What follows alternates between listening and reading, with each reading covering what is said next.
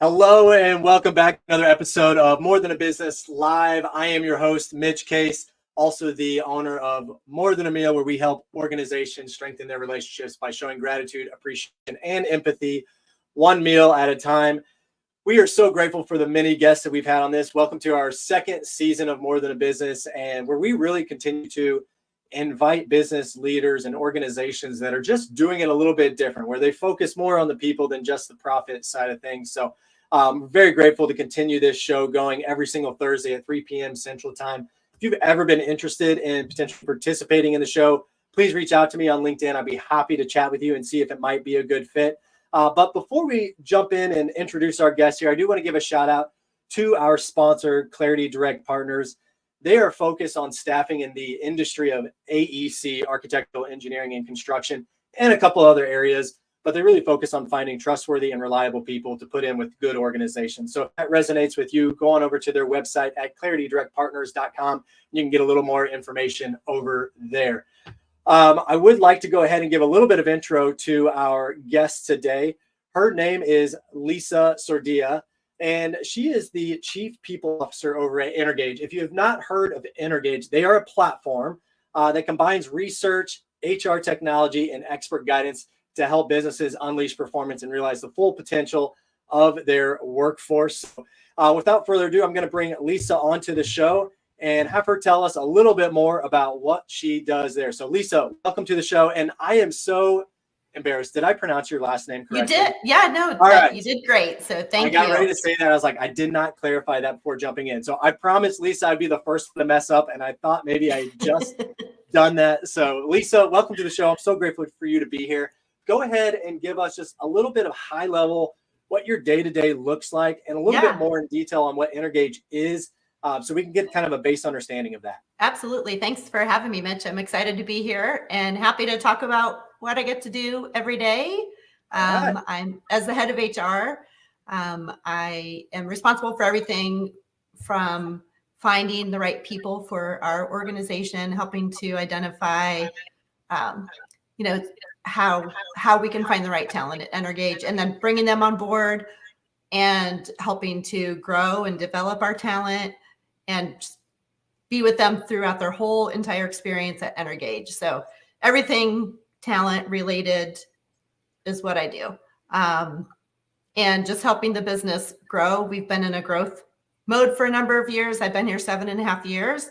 We've doubled in that time, and we're looking to do it again. So it's been, we've been a couple different versions of ourselves during that time, but basically what we do is we help companies through feedback from their employees understand their workplace. What are their strengths? What are their opportunities? Where should they place some of their focus to really build the culture that they want? And then help them go out and brand themselves in the marketplace so that they can find not just the best people, but the right people for their company based on those things, the strengths, the values, the direction, is their alignment with the people that they're hiring and their business. So we do that through technology. We collect feedback from their employees. We help them use it to brand themselves as an employer of choice through our Top Workplaces program. And that's basically what we do. Okay. I was going to give some shout outs to individuals that are going to be tuning in as well, just to say, let us know where you're tuning in from. And if you have questions, feel free to shoot those into the comments, and we'd be happy to try and answer those throughout the show here. But Lisa, I mean, goodness, you sound like you're doing a lot of things, especially if you guys are planning to double in size again over time. That seems like a lot to work in right now. So I'm excited to dive in and better understand like what that looks like. So go ahead and kind of give us an idea of something that maybe Energage has done, or maybe even what you have done that has had a positive impact on a team member or potentially a client or even a community member. Yeah. Just to start to get an idea of something that maybe Energage or you have done. Yeah, I actually thought a lot about what I wanted to talk about. And I really wanted to share a story about one of our team members that really came out of us really trying to develop like a new talent pool for a specific role in our organization. And it really just started with this one person, and they have a background that had prohibited them from getting employment at other companies. And they were in the interview process at Energage. They said to the hiring manager, hey, I really love what your organization does. I'm interested in this. Here's my story. Here's my background. I'd love to speak to someone in HR because I don't want to get my heart broken if I go through the process and I don't get this job because of my background. Right. So they put them in touch with me and had a great conversation. The person shared their story, and fast forward, almost 3 years later, this is one of the top performing people in this role. They have referred other people that have been formerly incarcerated. They sometimes when people are incarcerated for a number of years, they're not up to date on technology. So this individual will work with new colleagues coming on board, bring them over to our house, help them really like get up to speed based on like their life experience, knowing some of the challenges that they're going to have are different than another employee we might hire. So that has been an area for me. I just feel really proud to have made a personal impact on someone. This person has been able to buy their first home and basically change their whole life. Change the trajectory. Wow. Mm-hmm. Let's dive into that a little bit more, because there are so many things that you see on paper or don't see on paper that oftentimes disqualify individuals. And I have learned over the years from interviewing individuals and talking with other owners that there's so much more off of the piece of paper than there is on or off the piece of paper. How do you guys? We will welcome all the dogs, Lisa. Sorry, I don't know what's going on downstairs in my house, but the dog's all over it. Dog, it's going to be my dog. So okay. They are welcome on the show as well. How do you guys go about having those conversations with that individual to make sure that they feel comfortable coming into that place of work? I mean, that's something that maybe you or only them will know, but how do you make them feel comfortable and confident coming into a space where maybe that's not open public news, the people that are around them? How do you make that individual feel comfortable? Yeah, and that's one of my favorite stories is that we had a DEI workshop that we were doing, and it was all about like self-awareness and empathy, and it was a virtual workshop with like 100 people. And this person sent me a message on, a digital message and said, can I share my story? I was like, that's your story to share. That's your story, when she shared it in that meeting, the chat just blew up with like hearts and everything. And she had been there at least a year at that point. There is that kind of hesitation that you might have because, it's that imposter syndrome. Like, do I belong here? Should I be in this role? What would somebody think about me if they knew? Yeah.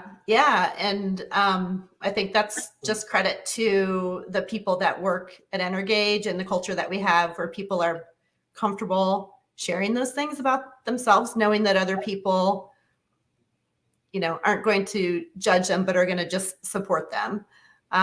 But there are some, for me as an HR professional, I've been doing HR for a long time, started in recruiting. So I have a similar passion for that. But there's different areas where they might need support. And for example, they might be in transitional housing and we're a remote workplace. So we need to make sure that like, if we're sending a computer, is the computer going to be secure? So you might have different conversations with people that you're not used to having, especially on the HR side. But it's just about like, hey, what support do you need? How can we support you? This is how we operate. We're a remote company. We're mostly cameras on. What kind of support do you need? And not just from a technology perspective, but just understanding what challenges they might have and being able to support them. So it's really just about having the conversation. And it was a little bit uncomfortable for me at the beginning because I didn't know what I didn't know. Absolutely. And I didn't go into it like with a plan, like this is what we're going to do. In this case, it just kind of happened and then I figured it out. I wonder, how much of an impact that has had on other individuals within your organization now that know this individual, know that story, and recognize like the same thing that maybe you felt uncomfortable at the beginning, and now have recognized like they have so much value to give, and we all make mistakes. Mm-hmm. Sometimes the mistakes we make, we get caught and in trouble for, and have to do what we have to do as far as legal side of things. But that doesn't make that individual a bad person by any means. Yeah. And I'm just curious. I want to know now. Like, I wonder what kind of impact that has had on other individuals that now encounter other people that are previously incarcerated to maybe give them an open opportunity and a chance at something unrelated, maybe just as a friend from that side of things. So, kudos to you. I think we do have bias towards that, right? I mean, absolutely. If you can't recognize that, there's bias towards many different things, but we all have our own, and that can be one. Yeah. And I think it's just about it's kind of like anything. If you ever have bias or whatever, until you meet someone and really get to know them as a person, that's really what changes how we think. Yeah. And so I think that's, for me, been a big part of it. It's just really getting to know them as a person and understanding their story. And, in this case, this person taking accountability. I'm not here asking for sympathy from anyone. I'm taking accountability for what I did. Right. But it's just, and I think there were moments too, like with this particular individual of like, okay, what resources do you have? Because I do sometimes feel like an imposter, and it's like just empowering them. Like, hey, here we have this coaching resource. Sign up for this. Here's this mental health resource through our EAP. Sign up for this to learn these different skills to reframe your thinking, for example. So it's just like being able to have those conversations. And honestly, that's what it boils down to, is being able to have conversations with a human, not just the person in the job. Yeah, the person on the job or the name on the resume.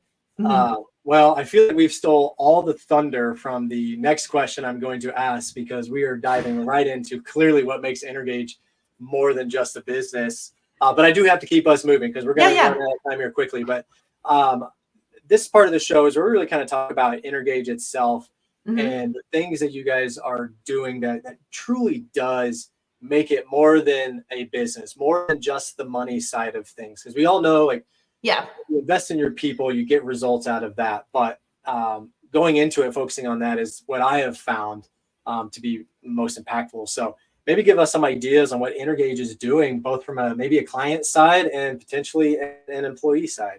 Yeah. And I'll just first start by saying that our founder had the foresight to join what was at the time, back in 2007, a very small community of other for-profit businesses that are committed to using business as a force for good. And that's now a global community of the B corporations that are, so we're a founding member of the B Corps. Our founder was on the committee to help establish some of the criteria for the B impact assessment. Yes. And that's actually one of the things that I own, and we're currently going through our recertification. So that's no joke. Like, that's not a joke. Hey, let's put it in an application. It's definitely not a joke. Can you, for for some of the audience that I don't know how much in detail you can get with that, but for those that are listening in and like maybe heard, hey, we're a B Corp, like, okay, that means you're good, but like maybe get into like legitimately the things you have to be able to show in your operating operations. Maybe dive into that. So, I mean, the very first thing is your governing documents as a business. You have to say that you are willing to put all of your stakeholders before just like shareholders. So you've got, community, your employees, you've got the environment, your customers, and then that you as a business have governance. And so that's like first things first. You have to commit to that. And so if your company is not willing to put that in your incorporated documents, like, don't bother.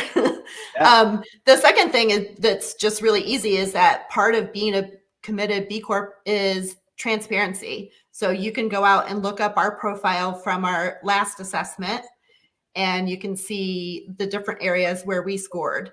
And then once we get through our recertification is due in March of 2025. So once we get through that, you'll be able to see, where we've improved. But the whole point of the B Impact assessment is, as you're going through this assessment, just by answering the questions in each of those different areas that I mentioned, you're identifying opportunities for you to improve, and you can set goals for yourself to improve in those areas. So some examples could be around the employee benefits that you provide. And so, every time you go through this, you set those goals and then you work towards them. So it's really about continuous improvement. We're not perfect. Sure. We're not trying to say we are or trying to be. We're just trying to get better every time. It is a scale of like how many you get qualified for so many points for if you say, yes, we've got that. Okay. Yeah. Okay. Yeah. And there's different categories, and basically everybody starts at 0. And then you get different points in different areas. And so based on your business model, like for us, we get a lot of our points from our impact on our workers, our community, the community volunteering, or, supporting nonprofits that we do. We're a software company. We're working mostly remote, so we don't have as much of an impact on the environment. But you look at a company like a Patagonia, that's a company that's super committed to their impact on the climate. And so that's an area for them where they're getting, and so in those types of companies, they focus on their supply chain. And so there's different business models and different ways to get the minimum points, but also then to identify where you can improve. So a company goes through this certification and they say, yep, you are certified B Corporation. I wish it was that easy, but yes. I just sped through exactly. 1,000 hours in this course of a second thing. Everything happens and you are now certified. What does having that certification mean for the business itself and probably attracting individuals, but even more so like potential partners and clients that you guys are working with? Like, what does that mean to them? Because a stamp is nice, but what does that stamp actually mean? Yeah. And we actually do get a lot of clients that ask us, we fill out forms for clients all the time about what are our ESG practices that we have in place. And so we share our, B Corp link, the public transparency. Here's our link, go and look here. And here's some goals that we're working towards. And so a lot of it is about that transparency. So I forget if I answered your original question. Well, I think you did. And I think I kind of come from that perspective too of, all of us want to do business with good people. And I think when it comes down to it, yes, cost is always going to be a big topic of conversation when it looks into that. But sometimes I know that organizations are willing to spend more when they know that the heart of the organization has their back. Building trust. So I always kind of think of B Corp as this like immediate stamp of trust in whatever capacity maybe that looks like. So I just wanted our audience to recognize like what B Corp actually is. And now that you've heard it, you'll probably hear it a lot more often. And there's a lot of big names, brands that have joined that people know, like Patagonia, Athleta, Tom's Shoes. Like those are big consumer brands that people know, Ben and Jerry's, of course. So I think those are some of the quickest ways. But I know for myself, I don't just want to work at a B Corp. I also want to shop at B Corps and support other B Corps. Some of our benefits providers are other B Corps. So I know my sister, she owns a denim manufacturing business out in LA, and the denim industry, she'll tell it to you straight too, can be a pretty wasteful industry. However, they are going about it in a sustainable way, and they're going through the process or they have received their B Corp side of things to make sure that is a change, and it has led to some very good business partners for her. So that's awesome. It's a really strong brands. community. If you need some denim, go hit up Epic Brands. She's got a great one over there. Awesome. I'll make sure she gets that shout out later. I hope she's getting in later. But we love our B Corps. We like to support them all. there are a lot. My wife is very involved in a couple of B Corp organizations as well. So I've known it a little bit, but I love hearing about other organizations that are doing it from a software perspective, like be anything from that side of things. So let's keep going on, and we're gonna start bragging about you, Lisa. So I told you just last weekend I had food poisoning. I maybe had 5% of myself to give. What continues to motivate you day in and day out when you have a task to go and double the size of your organization, where I know every day is not sunshine and rainbows? So how do you wake up in the morning and make sure you're giving 100% of what you have to give every single day to the people that you're blessed to serve? Yeah, I think for me, it goes back to really why I work in HR. I love working with people, but when you work in HR, you see people on their best days and their worst days. And if I can be a source of comfort, guidance, anything on, one of their worst days, then that for me is very motivating. But it's all about the people that I work with, like the senior leadership team that I am blessed to be a part of are just really good, amazing people. Every employee that I meet with and I ask them, like, what do you love about Energage? The people is literally the first thing everyone says. So it really is about the people. I think for me too, in my profession, Energage supports me being a part of the HR community. So I'm the president of a regional SHRM chapter. Energage is 100% supportive of that. And I get to, work with and mentor like other people that are earlier in their careers than I am, which is nice, to be able to do that. But, and then I also, I always tell people the favorite part about my job that I wouldn't get to do at any other company is being a part of the top workplaces community and being able to go to the events and get to speak on behalf of Energage when companies are coming together to celebrate that their company has been named a top workplace. Who doesn't love to go do a fun event? Especially when you work in HR, it's not part of the usual job, Yeah, I have learned how much you guys do on a day-to-day basis, and it is wild. Let's talk more. We got a few more minutes here before I'm gonna have to kick us off, but let's talk more about the top workplaces. I know it kind of is regional and maybe city by city and how they qualify and celebrate that. But let's talk about yours specifically, like from a top workplace, like what goes on in that process? How does an organization typically become qualified for that or voted on to be a part of that? And then what does that typically mean for the organization? Yeah. So the first thing they have to do is roll out our survey to their employees. And because we've been doing this as long as we have,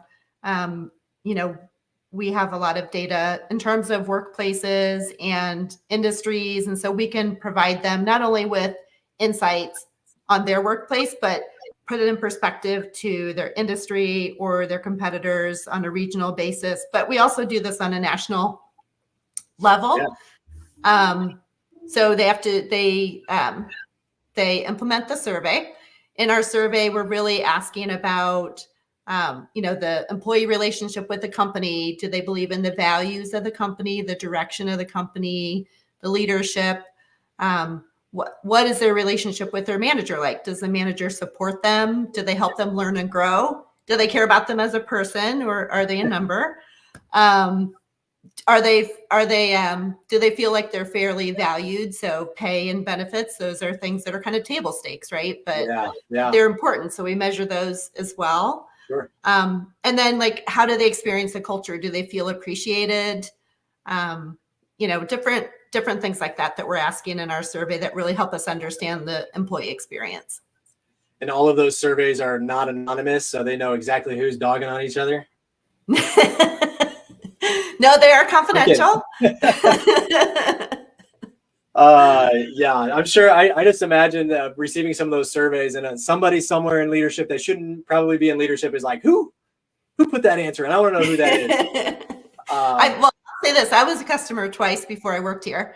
There you go. All right. Yeah. And I've always said, like, I would rather know how people are feeling than for them to feel it and not know, because just because I don't ask doesn't mean they're not feeling it. So I'd rather know. You can't fix a problem if you don't know you have one. That might be one of the wisest things I have heard in a while is, right? Yeah. I always hear, like, if it's not broke, don't fix it. But that doesn't necessarily work, because if you don't know that it's not If broke, you don't know it's broken. yeah, not helpful on that side. Yeah. Lisa, we've kind of come to the time where I'm going to start wrapping us up, but I just can't thank you enough for coming on and giving us a lot of the lessons that you've learned, the wisdom that you've had, and just experience overall in this HR world that you live in on a day-to-day basis. So if anything that we talked about today resonated with somebody listening now or later, what's the best way for them to get a hold of you? Sure. You can easily find me on LinkedIn or Energage. I'm on the company website. So I'm pretty easy to find. If you just type in my name, you will find me, and just send me a message. LinkedIn's probably the fastest way. Okay. So just send me a message, and happy to connect and talk HR, talk culture, talk surveys, whatever you want to talk about. Well, I'll echo the fact that if you can't get a hold of Lisa, I can make sure to help with that too, if you need to reach out to me.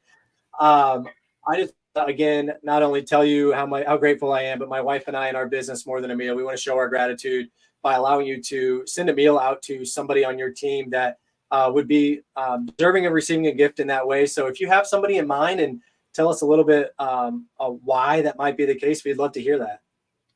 Yeah, there's a person in mind this week who is down in Georgia, and she and her family have survived, all of the Hurricane Helene. Yeah, but is very close to a lot of damage, and she just really rallied the troops this week, started posting stuff before we even got a campaign out there to start raising money for the Red Cross. She was putting it on Slack and just sharing with people. And she's been here longer than me. She's just a gem of someone that I get to work with. So I'd like to share it with her, because I know that she is, kind of currently supporting other people that have experienced some type of loss. Wow. Yeah. We might have to give more than just one meal in that direction, because I know from our phones, it looks bad. I can't even imagine what it looks like in person. So we look forward to being able to help and serve her. So we'll get connected offline to make sure we can get everything we need to make sure that happens. But is there anything that you want to kind of leave our audience with? Words of wisdom, upcoming events, some hiring needs that you need right now that you can leave with our audience before I kick us out? Yeah, I would say if you're looking to get feedback from your employees on your workplace, go to topworkplaces.com. It's not too late to participate in the Top Workplaces USA Today program for companies that qualify at a national level. But we have an amazing partner ecosystem with programs all across the US. And so I would just encourage companies to consider looking at really getting that feedback from your employees, and hopefully getting the recognition as a top workplace. Awesome. Well, if you guys have a hard time finding that, I'll make sure to put it into the comments of this. We can get a link in there to make that a little bit easier. But Lisa, again, thank you so much for coming on today. If you're tuning in now or later, catch us every single Thursday at 3 p.m. Central Time, where we are interviewing leaders just like Lisa within great organizations. So we hope you tune in again next week. And until then, have a wonderful rest of your week. We'll see you later.